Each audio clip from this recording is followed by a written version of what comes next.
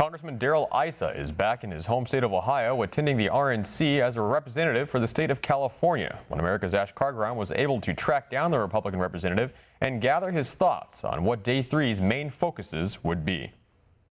With Congressman Darrell Issa here. Congressman, today's theme is Make America First Again. What do you think we can expect from the speeches tonight?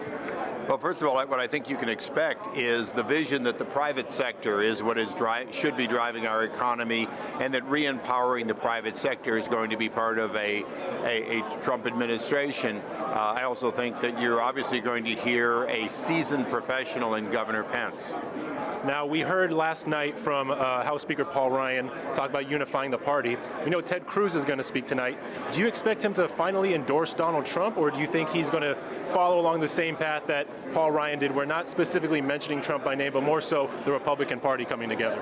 Well, Speaker Paul Ryan has said we must get Donald Trump elected, that it's imperative. He's been completely supportive of getting the ticket across the finish line. I would expect, I would expect that Ted Cruz will do the same thing.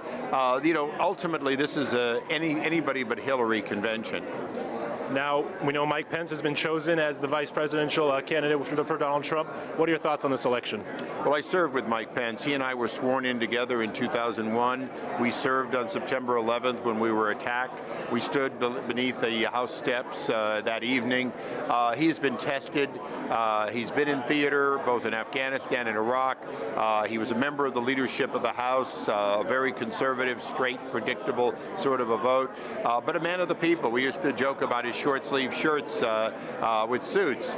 He's all Indiana, but he's also somebody who has led his state to a surplus. So we see somebody we can really rely on. Now, we know you have a book coming out. What can viewers, readers expect from it? Well, you always have to show the book.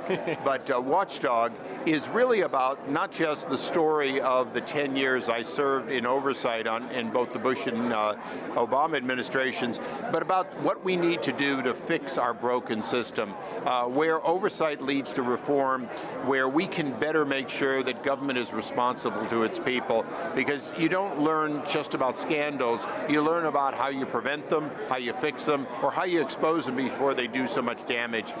Even the early indications of what happened with the Deepwater Horizon, that horrible spill in the Gulf of Mexico, really could have been prevented by action earlier in the Bush administration. And finally, we know you're from Ohio yourself. How does it feel to be back home at the convention?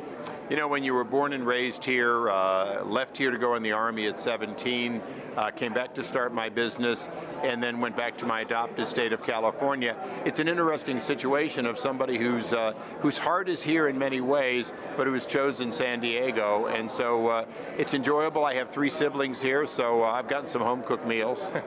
It's good to hear. Congressman Issa, thank you for your time.